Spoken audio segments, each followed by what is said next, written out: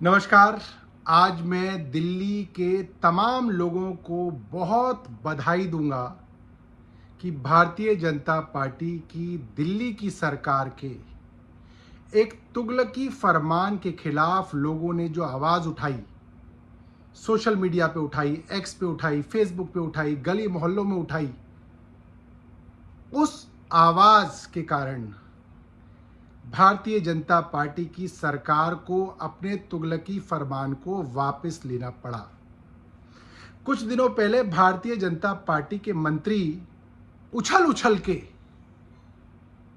लोगों को लगभग धमका रहे थे कि कोई भी गाड़ी डीजल की अगर 10 साल पुरानी हो और 15 साल पुरानी पेट्रोल की गाड़ी हो तो उसको दिल्ली में रहने नहीं देंगे, ये कर देंगे, वो कर देंगे, पेट्रोल पंप पे स्पेशल टीमें लगाई जाएंगी, कैमरा लगाए जाएंगे।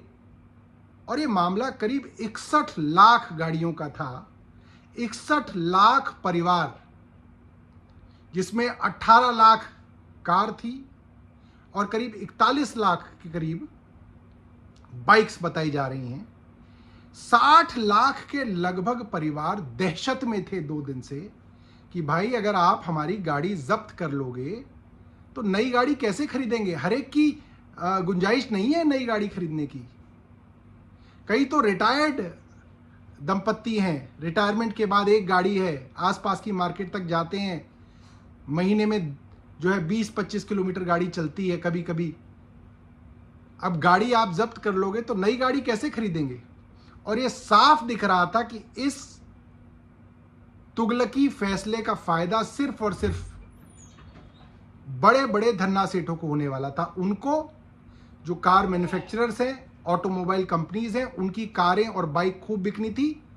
61 लाख वाहन बिकने थे और ओला उबर की चांदी होनी थी, क्योंकि कुछ ही दिनों पहले केंद्र सरकार ने कह दिया कि ओला उबर अब दुगने दाम तक जो है बढ़ा के अपने बेचारे कस्टमर को चूस सकते हैं।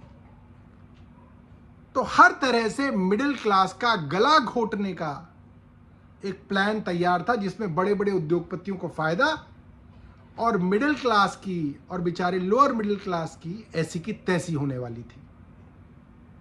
और झूठ बोला जा रहा था कि हमारे पास तो कोई चारा ही नहीं है जी, हमको तो कोर्ट ने ऑर्डर कर दिया, हम क्या करें। मगर जनता की आवाज की वजह से, जनता ने एक साथ आवाज उठाई, इसकी वजह से आज इस सरकार को अपना फैसला वापस लेना पड़ा है। मैं सारी लोगों को दिल्ली के बहुत बधाई दूंगा जिनके प्रेशर की वजह से इस सरकार को झुकना पड़ा है और अब इन्होंने इस फैसले को वापस ले लिया। अब मैं पूछना चाहता हूं, अब कोर्ट का फैसला नहीं है, अब क्या हुआ, अब कोई दिक्कत नहीं है। दोस्तों, मैं आप लोगों को बताना चाहता हूं, कोर्ट के फैसले को सिर्फ बहाना बनाया जाता है। सरकार को जो करना होता है वो सरकार करती है। सुप्रीम कोर्ट की 5 जजेस की बेंच ने फैसला दिया था कि दिल्ली के अंदर जो अफसरशाही है, जो ब्यूरोक्रेसी है, जो सर्विसेज है, जो विजिलेंस है, ये सब दिल्ली की चुनी हुई सरकार के पास होना चाहिए। 10 दिन के अंदर केंद्र सरकार ऑर्डिनेंस ले आई और सुप्रीम कोर्ट के फैसले को पलट दिया। जब फैसले पलटने होते हैं, ये ऑर्डिनेंस ला के फैसले पलट देते हैं। इलेक्शन कमीशन को चुनने का मामला था, सुप्रीम कोर्ट ने तय किया कि इलेक्शन कमिश्नर को चुनने की कमेटी के अंदर 3 लोग होंगे, प्रधानमंत्री होंगे, नेता विपक्ष होंगे और सुप्रीम कोर्ट के चीफ जस्टिस होंगे। भारतीय जनता पार्टी ऑर्डिनेंस लेके आई, चीफ जस्टिस को हटा के केंद्र के एक मंत्री को ले आए, ताकि केंद्र सरकार जिसको चाहे उसको election commissioner, chief election commissioner बनाए।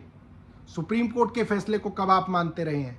आपको जब मन करता है, जहां आपकी सुविधा होती है, वहां आप उस फैसले को पलटने के लिए ऑर्डिनेंस ले आते हैं, और जहां आपको सुविधा होती है उस फैसले को मानने के लिए, आप उसका बहाना बना के लोगों को गुमराह करते हैं। गुमराह करना छोड़ दीजिए। आपके खिलाफ जो अपोजिशन पार्टी बैठी है, आपके खिलाफ आप कोई गलत काम करेंगे, ये पढ़े लिखे लोग हैं, आपकी पोल खोलने का काम करेंगे और रोज करेंगे। हम डरने वाले नहीं हैं। आप सोचते होंगे कि आप डरा देंगे, हम डरने वाले नहीं हैं। धन्यवाद। जय हिंद।